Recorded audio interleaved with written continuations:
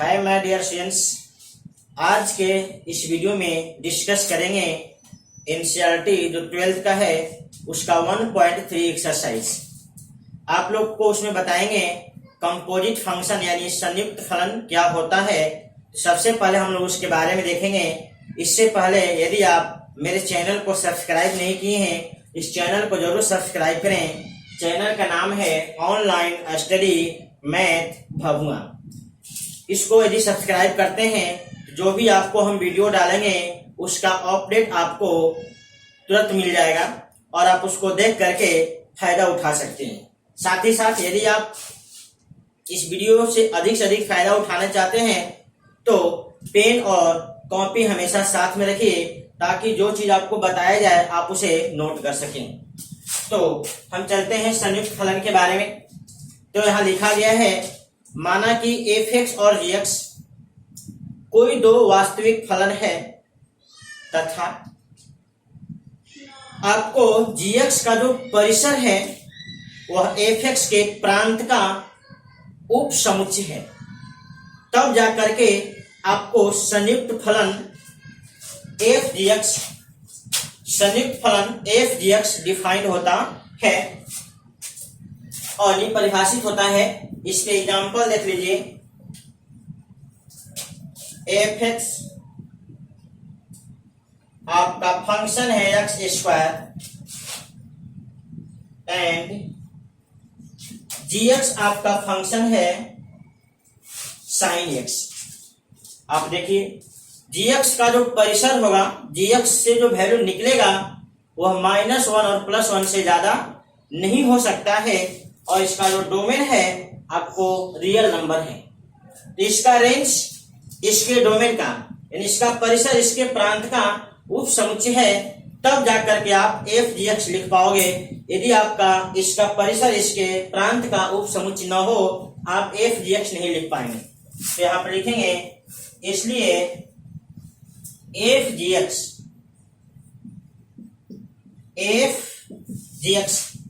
अब f(g(x) कैसे निकलेगा देख लीजिए। f(x) का नियम देखिए। f(x) का नियम है कि अगर हम लोग यहाँ पे इनपुट x दिए हैं तो इसका आउटपुट होगा x²। इनपुट x है तो इसका आउटपुट होगा x²। उसी तरह से यहाँ पे f(x) का इनपुट हो गया g(x), इसका आउटपुट होगा इनपुट का स्क्वायर। इनपुट आपका है g(x), तो g(x) का स्क्वायर हो गया। अब क्या करेंगे, इस g(x) का चूंकि हमें वैल्यू पता है, अगर g(x) का मान दिया नहीं होता तो हम लोग यहीं पे छोड़ देते, लेकिन चूंकि g(x) का वैल्यू पता है इसलिए हम लोग इस g(x) का मान बैठा देंगे। g(x) का मान है आपका sin x, तो हो गया sin x का स्क्वायर। आप इसे चाहें तो sin x का स्क्वायर मतलब फंक्शन का स्क्वायर है, तो आप इसको लिख सकते हैं sin स्क्वायर x। आप इसको नोट कर लीजिए। हम इस पे और भी एग्जांपल आपको दिखलाते हैं, आप इसको नोट कर लीजिए। दूसरा एग्जांपल देख लीजिए। यहाँ f(x) लिखा गया ax² + bx + c and g(x) लिखा गया cos x + sin x। तो यहाँ पे cos + sin का जो रेंज होगा -2 से +2 के बीच में होगा। -√2 से +√2 के बीच में होगा तथा इसका जो डोमेन होगा रियल नंबर होगा। इसका जो डोमेन होगा रियल नंबर होगा। तो हम लोग यहाँ पे f(g(x) डिफाइन कर सकते हैं। देखिए f(g(x) कैसे होगा, f(g(x) तो आपको f(g(x) निकल सकता है। अब कैसे निकलेगा, आप f(g(x) निकालना चाहते हैं तो सबसे पहले f का रूल देखिए।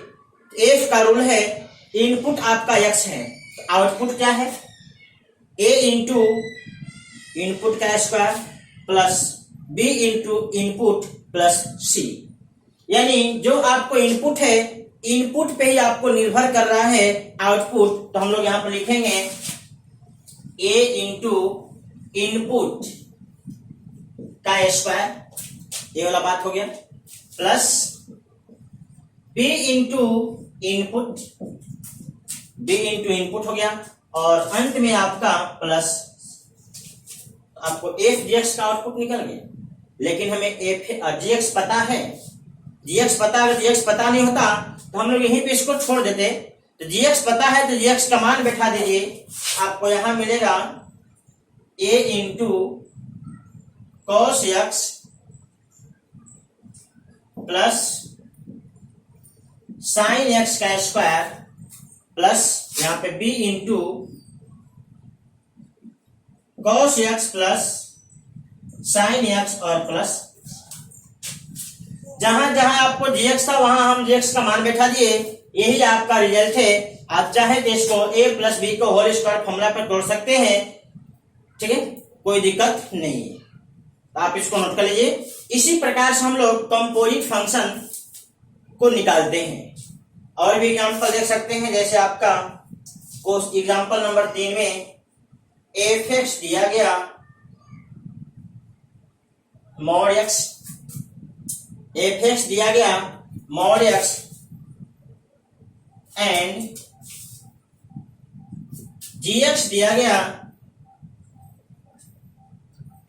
कॉस एक्स, जी एक्स दिया गया कॉस एक्स।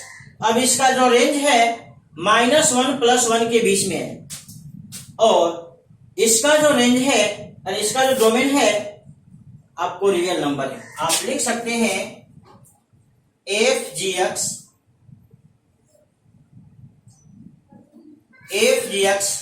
क्या होगा, देखिए आउटपुट निकालने का रूल लिख लीजिए।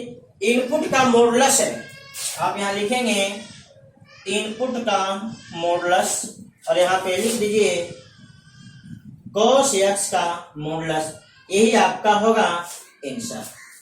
तो आप इसको नोट कर लीजिए, यहां नोट देख लीजिए।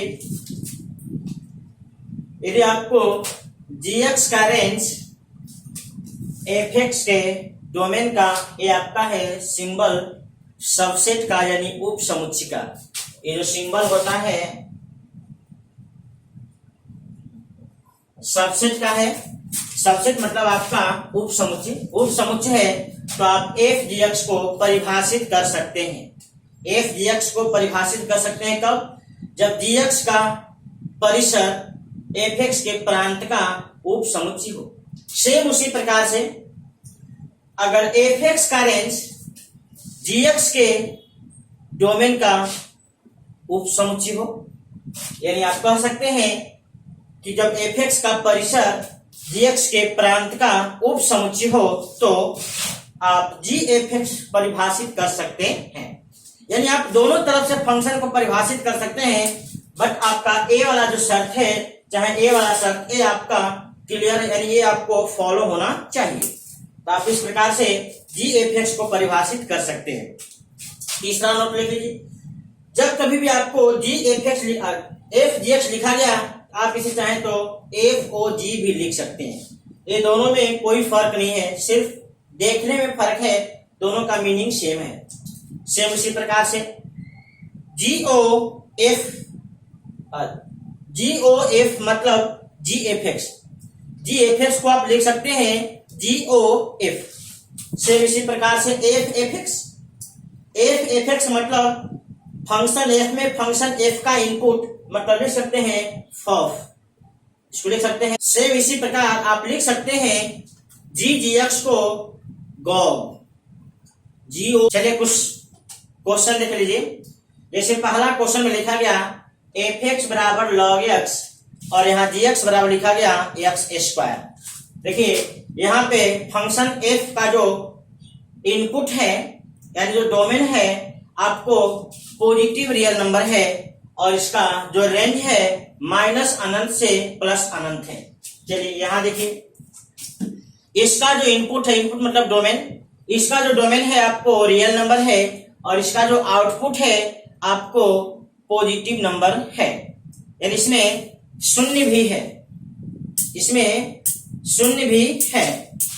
अभी देखिए इसका जो रेंज है इसके डोमेन से थोड़ा सा बाहर 1.0, हम यहाँ पे शर्त डाल देंगे x नॉट इक्वल टू 0, यानी x का वैल्यू आपको शून्य नहीं लेना है। आप कोई भी संख्या रखिए लेकिन x का वैल्यू शून्य नहीं लेना है, तब जाकर के इसका जो रेंज होगा इसके डोमेन के अंतर्गत आएगा। अगर हम x बराबर 0 काउंट कर लें तो 0 पे इसका वैल्यू 0 आएगा और 0 इसके डोमेन में नहीं होता है। इसके डोमेन में होता है, इसके डोमेन में होता है 0 से लेकर के अनंत तक, यानी सिर्फ और सिर्फ पॉजिटिव रियल नंबर होता है। अब जाके इस कंडीशन में अगर एक कंडीशन नहीं देंगे तो आपका एफ जी एक्स डिफाइंड नहीं होगा, लेकिन इस शर्त में आपका डिफाइंड हो जाएगा। तो हम लोग इसको लिख लेंगे F G x, F G x होगा आपका, देखिए आउटपुट निकालने का नियम देख लीजिए। इनपुट अगर एक्स है तो इसका आउटपुट होगा लॉग एक्स, यहां से हो जाएगा लॉग जी एक्स। अब चूंकि जी एक्स का वैल्यू पता है इसलिए बैठा दीजिए, तो हो जाएगा log x square, log x square. आप इसको नोट कर लीजिए। देखिए आप यहां पे एक चीज सोच सकते हैं m के पावर n, तो आप इसको यहां लिखेंगे तो फिर गलत हो जाएगा, क्योंकि लॉग जो होता है नेगेटिव के लिए यहां से ए बात लिखना गलत हो जाएगा, ठीक, क्योंकि लॉग जो होता है उसके इनपुट में नेगेटिव नहीं होना चाहिए, जबकि यहां पे आपको नेगेटिव भी इसके इनपुट में है। तो अगर आप इस प्रकार से लिख देते हैं तो गलत हो जाएगा। अगर लिखना चाहते हैं तो इसको ऐसे लिखना होगा, टू लॉग, ऐसे मोड देकर के लिखेंगे तब जाकर के आपका सही होगा। अगर इस प्रकार से लिख देंगे तो निश्चित रूप से आपका एक कॉमन मिस्टेक हो जाएगा। तो आप इसको नोट कर लीजिए। हम और भी एग्जांपल आपको देखते हैं।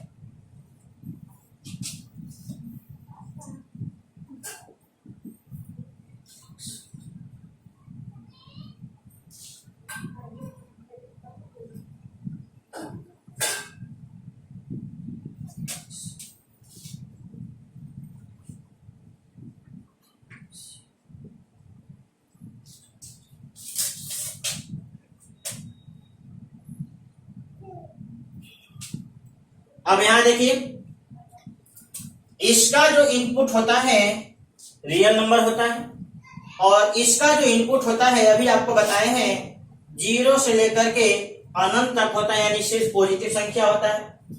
अगर रेंज का बात किया जाए, इसका रेंज होता है माइनस अनंत से प्लस अनंत और इसका जो रेंज होता है -1 से +1 होता है।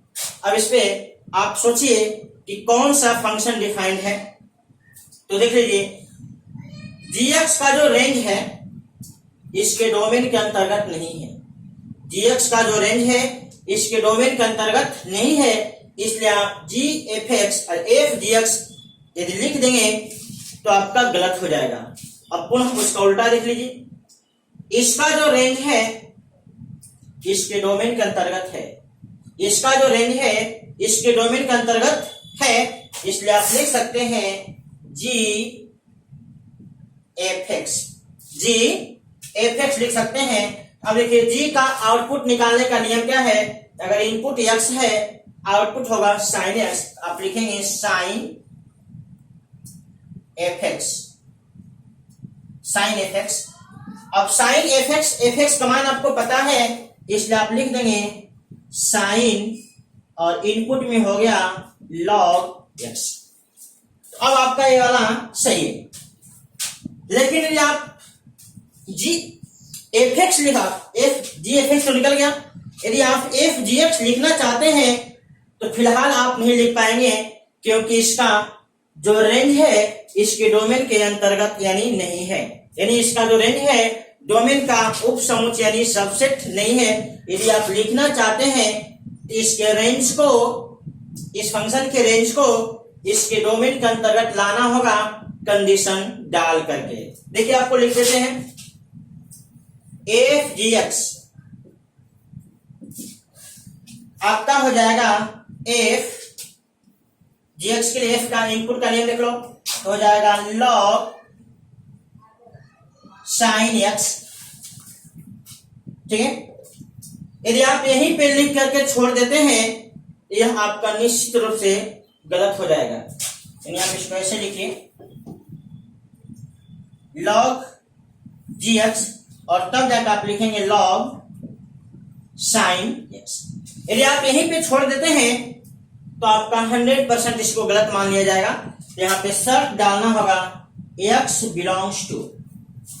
अब देखना होगा कि x के किस वैल्यू के लिए साइन पॉजिटिव होता है। आपको पता है कि साइन जो फंक्शन होता है फर्स्ट क्वाड्रेंट और सेकेंड क्वाड्रेंट में पॉजिटिव होता है। आप यहां लिख सकते हैं x belongs to first and second quadrant, यानी आप उसको इन जनरल भी लिख सकते हैं 2n पाई से लेकर के 2n प्लस 1 पाई, यानी आपको यहाँ पे ओपन इंटरवल है तो आप ऐसे बड़े कोष्ठ को बाहर कर देंगे, इसका मतलब होता है ओपन इंटरवल। तो आप इस फंक्शन को इस कंडीशन में आप देख सकते हैं सही है, लेकिन अगर एक कंडीशन हटा दिया जाए तो आपका निश्चित रूप से गलत हो जाएगा। इसलिए आपको जब कभी भी एफ डी एक्स या जी एफ एस लिखना होगा, आप हमेशा जो इसका शर्त है उसको देखेंगे। यानी जब कभी भी आप कंपोजिट फंक्शन करना चाहेंगे तो रेंज को डोमेन का उप समुच्चय होना चाहिए। अगर नहीं होगा तो फिर आप कंपोजिट नहीं कर पाएंगे। आपको एफ डी एक्स और जी एफ एक्स दोनों का शर्त आपको हम नोट में लिख दिए हैं, आप उस नोट पे हमेशा ध्यान देंगे। इनवर्स फंक्शन यानी प्रतिलोम फलन, यहां देख लीजिए कैसे इसको हम लोग परिभाषित करते हैं। एफ एक्स कोई वास्तविक फलन है तथा जी एक्स एक ऐसा फलन है कि एफ ओ जी और जी ओ एफ आई हो जाता है। आई मतलब होता है तत्समक फलन। अगर इस दोनों का रिजल्ट तत्समक फलन बन जाता है, तत्समक फलन का मतलब जैसा इनपुट आप रखोगे अगर वैसा ही आउटपुट होता है तो वैसे फंक्शन को हम लोग कहते हैं तत्समक फलन। वैसा फलन जिसमें इनपुट और आउटपुट ऑलवेज सेम हो, ठीक, वैसे फलन को हम लोग कहते हैं तत्समक फलन। चलिए, तो तब जाकर के जो जीएक्स है, जीएक्स को हम लोग एफ एक्स का प्रतिलोम फलन कहते हैं तथा प्रतिलोम फलन को, एफ के प्रतिलोम फलन को ये जो सिंबल है इस सिंबल के द्वारा आपको दर्शाते हैं यानी सूचित करते हैं। तो आप इस पे एक एग्जांपल देख लीजिए। एफ एक्स बराबर लिखा गया 2x प्लस 3 एंड आपको जी एक्स बराबर लिखा गया x माइनस 3 बटा में 2। अब आप इस शर्त को जांचिए, अगर यह शर्त आपका सही हो जाएगा तो आप g को f का इनवर्स कह सकते हैं। तो हम लोग यहाँ पे जांचते हैं, f gx निकालते हैं। f gx का मतलब होता है g o f और f o g। तो आप इसको लिखेंगे 2 इंटू जी एक्स प्लस 3, यानी आप यहाँ पे लिखेंगे 2 इंटू एक्स माइनस 3 बटा में 2 प्लस 3। ये 2 आपका कट जाएगा, x माइनस 3 प्लस 3 हो जाएगा। तो यहां से आपका बच गया x, यही है आपका एफ ओ जी। एफ ओ जी, एफ ओ जी निकल गया। पुनः आप जी एफ एक्स निकालिए। तो जी एफ एक्स का रूल होगा इनपुट माइनस 3 बटा 2, तो आप इसको लिखेंगे एफ एक्स माइनस 3 बटा में 2। आप मान बैठा दीजिए। तो 2x प्लस 3 माइनस 3, तो 3 आपका कट जाएगा, बचेगा 2x बटा 2, 2 भी कट जाएगा और बच जाएगा x। ये हो गया आपको GOF। तो हम क्या देखें,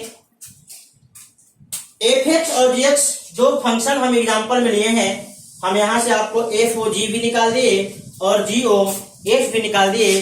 दोनों हम देखे कि आइडेंटिटी हो गया, तो जाकर के आप कहेंगे कि जो g है fx का इनवर्स फंक्शन है।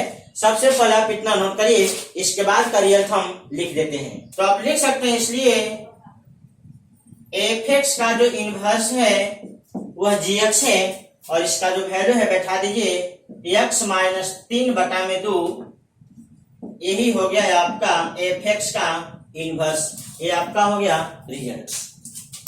लेकिन आपको शर्त को देखना होगा, एफ ओ जी और जी ओ एफ आपका आइडेंटिटी होना चाहिए, तब आप फंक्शन का इनवर्स लिख सकते हैं। आप इसको नोट कर लीजिए, यहां नोट देख लीजिए। यदि एफ ओ जी और जी ओ एफ तत्समक फलन है तो एफ का इनवर्स जी होगा और जी का इनवर्स एफ होगा। इनवर्स फंक्शन जब भी होता है दोनों तरफ से होता है। जैसे आप देख सकते हैं, रात का उल्टा दिन तो दिन का उल्टा रात निश्चित रूप से होगा। इसलिए यदि आप कभी भी ये कहते हैं कि जी जो है एफ का इनवर्स है, तो निश्चित रूप से जो एफ होगा जी का इनवर्स होगा। आगे देखिए, यदि जी और एफ एक दूसरे का प्रतिलोम फलन है तो निश्चित रूप से एक दूसरे का इनपुट बनाने पे आइडेंटिटी फंक्शन होगा। अगला, एफ ओ एफ बराबर अगर आई बन जाता है, आई मतलब आपको हमेशा तत्समक फलन को डिनोट करता है, तो एफ का प्रतिलोम और एफ दोनों सेम होता है। आप इस बात को ध्यान देखिए। अभी तक आपको हम देखें कि इनवर्स फंक्शन क्या होता है। अब देखेंगे हम लोग इनवर्स फंक्शन कैसे निकालते हैं। हेडिंग लिखा गया ऊपर में, how to find inverse function. हम लोग प्रतिलोम फलन कैसे निकालेंगे। तो सबसे पहले अगर कोई फंक्शन दिया गया है एफ एक्स, इस फंक्शन को 1 1 एंड अनटो, अगर कोई फंक्शन दिया गया है उस फंक्शन को 1 1 और अनटो निश्चित रूप से होना चाहिए। अगर कोई फंक्शन दिया गया है उसको 1 1 और अनटो होना चाहिए। 1 1 का मतलब आप समझते हैं एकाएकी, और इसका है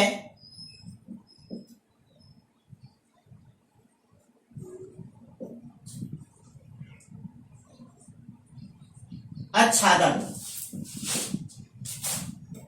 एकाएकी और आच्छादक होना चाहिए। तो ये आपका पहला शर्त हुआ कि अगर कोई फंक्शन दिया गया है तो उसको 1 1 और अनटो होना चाहिए, यानी एकाएकी और आच्छादक निश्चित रूप से होना चाहिए।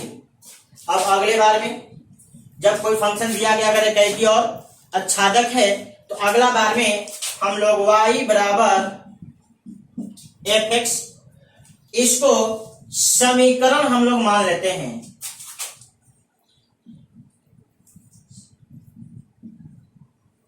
समीकरण, अगर यह फंक्शन 1 1 अनटो है तो y बराबर एफ एक्स को हम लोग समीकरण मतलब एक इक्वेशन मान लेते हैं, और इक्वेशन मान करके हम लोग यहां से x का मान निकालते हैं। देन फाइंड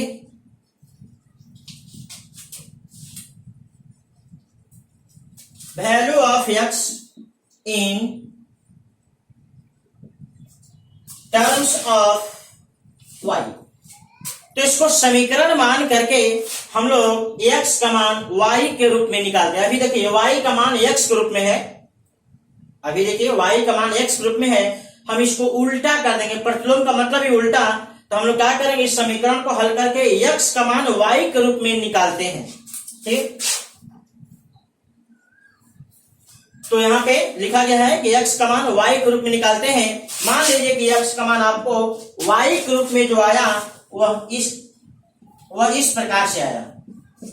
क्योंकि कोई भी एक्सप्रेशन आएगा तो उसको एक नया हम फंक्शन का नाम दे दिए g, तो यही आपका हो गया x बराबर जी वाई, और this is called inverse function. इसी को हम लोग इनवर्स फंक्शन कहेंगे। तो चौथा रिजल्ट हो जाएगा f का जो इनवर्स होगा ये आपका g होगा, यही आपका आंसर हो जाएगा। तो आप इसको समझ लीजिए, क्योंकि यही काम आप जब कभी भी किसी फंक्शन का इनवर्स निकालेंगे तो करना होगा। तो सबसे पहले हम लोग क्या करेंगे कि जिस फंक्शन का आपको इनवर्स निकालना है उस फंक्शन को 1 1 और अंटो होना चाहिए, मतलब एकाएकी और आच्छादक होना चाहिए। दूसरा पॉइंट, जब यह फंक्शन 1 1 अंटो है तो y बराबर एफ एक्स को हम लोग समीकरण मान लेते हैं और फिलहाल y का मान x के रूप में है, हम इसको हल करके x का मान y के रूप में निकालते हैं। तो मान लीजिए कि x का मान जो y के रूप में आया वह gy आया। इसी gy को हम लोग कहेंगे इनवर्स फंक्शन, यानी f का जो इनवर्स होगा जो आपका g आया वही होगा। तो आप इसको नोट कर लीजिए, हम इस पे कुछ एग्जाम्पल देखेंगे, आपका सभी बात स्पष्ट हो जाएगा। तो आप इसको नोट कर लीजिए। तो एफ एक्स बराबर लिखा गया 2x + 3, जो आपको हम एग्जाम्पल में दिए हैं उसी को हम लोग लेकर के इनवर्स निकालते हैं, क्योंकि इसका हम इनवर्स फंक्शन डायरेक्ट आपको लिख दिए थे। ठीक, वो कैसे निकलता है हम उसी सवाल को लेकर के आगे बढ़ते हैं और आपको वही फंक्शन निकाल के दिखलाते हैं, कोई डिफरेंट फंक्शन नहीं निकलेगा। तो हम लोग यहाँ पे एफ एक्स जो फंक्शन है यह आपका 1 1 भी है अंटो भी है, आप इसको जांच कर लीजिए। और 1 1 अंटो के बारे में आपको हम बताए हैं 1.2 एक्सरसाइज में। आप 1 1 अंटो के बारे में नहीं जानते हैं तो आप 1.2 एक्सरसाइज का मेरा वीडियो निकालिए और उसको पूरा डिटेल में पढ़िए कि हम कैसे किसी फंक्शन को पहचानते हैं कि वह 1 1 है और अंटो है। आप उसको देख लीजिए कि जब किसी फंक्शन को 1 1 अंटो निकालना होगा तो उसके लिए क्या किया जाता है, आप उस वीडियो को देखेंगे आपका क्लियर हो जाएगा। तो यह फंक्शन आपका निश्चित रूप से 1 1 अंटो है, आप इसको जांच कर सकते हैं। अब यह फंक्शन 1 1 अंटो है तो कोई दिक्कत नहीं है। अगला स्टेप क्या है, तो इस फंक्शन को हम लोग समीकरण मान लेंगे। अब यह आपका समीकरण हो गया। इस समीकरण को हम लोग हल करेंगे किसके लिए, x का मान निकालने के लिए। देखिए 3 को भेजना होगा इधर, तो हो जाएगा y - 3 बराबर में 2x। यहां से x का मान आ गया y - 3 बटा में 2। यही आपका है gy, यही आपका है। इसलिए एक x बराबर हो गया gy और gy हो गया y - 3 बटा में। अब इसी gy को हम बोले हैं कि आपका इनवर्स फंक्शन है, आप इसको कहेंगे f का जो इनवर्स होगा यह gy होगा। तो क्या है gy, तो y - 3 बटा में 2। आप इसे चाहें तो x के रूप में भी लिख सकते हैं, क्योंकि फंक्शन के इनपुट बदलने से फंक्शन पे कोई प्रभाव नहीं पड़ता है। फिलहाल इनपुट y के रूप में है, इनपुट x के रूप में लिखना चाहेंगे तो लिख सकते हैं x - 3 बटा में 2। यही आपका हो गया आंसर। जब किसी भी फंक्शन का इनवर्स निकालना हो तो उस फंक्शन को आपको 1 1 एंड अंटो होना चाहिए। 1 1 अंटो मतलब आप एक लाइन में कह सकते हैं बाइजेक्टिव होना चाहिए। अगर वह फंक्शन बाइजेक्टिव है तो उस फंक्शन को y बराबर एफ एक्स लिख लीजिए और उसको समीकरण समझ करके उसको हल करिए और हल करके x का मान निकालिए। x का मान जो आएगा उसे एक नया फंक्शन का नाम दे दीजिए, वही आपका नया फंक्शन आपको एफ एक्स का इनवर्स फंक्शन कहलाता है। आप इसको नोट कर लीजिए। इस तरह से आप किसी भी सवाल को बना सकते हैं। हम और भी आपको एग्जाम्पल, दूसरा एग्जाम्पल देख लीजिए। यहाँ एफ एक्स जो है r प्लस टेंस टू 4 से अनंत तक, ये आपका डोमेन होता है, आपका रेंज होता है। अब देखिए एफ एक्स आपको लिखा गया, तो निश्चित रूप से जो फंक्शन है दिए गए शर्त में 1 1 अंटो है, इसलिए आपको शर्त पे प्रतिबंध किया गया। अगर यहाँ पे सिर्फ रियल संख्या लिख देते तो यह फंक्शन 1 1 अंटो दोनों नहीं होता। चलिए अब यह फंक्शन 1 1 अंटो है, तो अगला स्टेप में आपको बताए थे एफ एक्स को हम लोग समीकरण मान लेते हैं। तो यहाँ पे y बराबर हो गया x² प्लस 4, x² बराबर हो गया y माइनस 4, x बराबर हो गया y माइनस 4। रूट के अंदर। यहाँ पे प्लस माइनस चिन्ह होगा, लेकिन चूंकि ये जो x है डोमेन है और ये कभी नेगेटिव नहीं है, इसलिए आपका यहाँ प्लस माइनस लिख दीजिए और लास्ट में लिखिए क्योंकि x belongs to r plus. So अब x का जो मान होगा नेगेटिव वाला इग्नोर हो जाएगा और y माइनस 4, यही आपका gy है और यही आपका gy इनवर्स फंक्शन कहलाएगा। तो आप इसको नोट कर लीजिए, f इनवर्स जो होगा gy का मान बैठा दीजिए, तो gy का मान हो गया अंडर रूट y माइनस 4। आप इसको x के रूप में लिख सकते हैं, x के रूप में जब लिखेंगे तो हो जाएगा x माइनस 4 का अंडर रूट। तो आप इसको समझ लीजिए, यह फंक्शन r प्लस से आपको 4 से अनंत तक के लिए डिफाइन किया गया है और फंक्शन लिखा गया x स्क्वायर प्लस 4। तो इस दिए गए शर्त में आपका यह फंक्शन 1 1 अंटो दोनों है। अगर हम इस शर्त को रियल नंबर कर दें और यहाँ भी रियल नंबर कर दें, यह फंक्शन 1 1 अंटो दोनों नहीं होगा और जब दोनों नहीं होगा आप उसका इनवर्स नहीं निकाल सकते हैं। अब जब यह फंक्शन 1 1 अंटो है तो दिए गए फंक्शन को हम लोग समीकरण मान लेंगे और समीकरण मान करके x का मान निकाल दिए। तो x का मान आपको निकला अंडर रूट y माइनस 4। आपके को यहाँ प्लस लिखा गया, प्लस माइनस दोनों है लेकिन प्लस वाला इग्नोर हो जाएगा, माइनस वाला हट जाएगा क्योंकि x बिलोंग्स टू आपका r प्लस है, यानी नेगेटिव संख्या नहीं है। तो आपको यहाँ लिखा गया x बराबर अंडर रूट y माइनस 4, यही आपका gy है और इसी gy को हम लोग इनवर्स फंक्शन कहेंगे। हम लोग अब लिख लेंगे f का इनवर्स बराबर gy, इसको x के रूप में लिख लिए। यही आपको है इनवर्स फंक्शन निकालने का तरीका, आप इसको नोट कर लीजिए। इस प्रकार से आप कोई भी सवाल बनाएंगे कभी गलत नहीं होगा, लेकिन कैलकुलेशन आपको सोच समझ के करना होगा। आप इसको नोट कर लीजिए, ये नोट देख लीजिए। यदि f(x) फलन एकेकी और आच्छादक दोनों है तो f(x) आपका व्युत्क्रमणीय फलन होगा। व्युत्क्रमणीय का मतलब वैसा फलन जिसका व्युत्क्रम निकल सके, व्युत्क्रम मतलब प्रतिलोम, वैसे फलन को हम लोग कहते हैं व्युत्क्रमणीय फलन। इसी का उल्टा नोट आपको जस्ट सेम वही है, बस थोड़ा सा बात उल्टा कर दिया गया। तो अगर f(x) व्युत्क्रमणीय है, व्युत्क्रमणीय मतलब वैसा फलन जिसका व्युत्क्रम यानी प्रतिलोम निकल सकता है। अगर कोई फलन व्युत्क्रमणीय है तो निश्चित रूप से जो फलन f होगा एकेकी और आच्छादक होगा। इस बात को आप लोग नोट कर लीजिए। स्टूडेंट्स, इतना थ्योरी देखने के बाद अब आप लोग चाहें तो 1.3 एक्सरसाइज 12th एनसीईआरटी का बना सकते हैं और हम आपसे उम्मीद भी करेंगे कि आप मेरा अगला वीडियो देखने से पहले आप 1.3 एक्सरसाइज का एक एक सवाल आप बनाएंगे तथा आपको इस दरमियान यानी आप एक्सरसाइज सोल्व करने के दरमियान आपको कोई भी अगर परेशानी हुआ होगा तो आप अगला वीडियो देख करके आप उस परेशानी को दूर कर सकते हैं।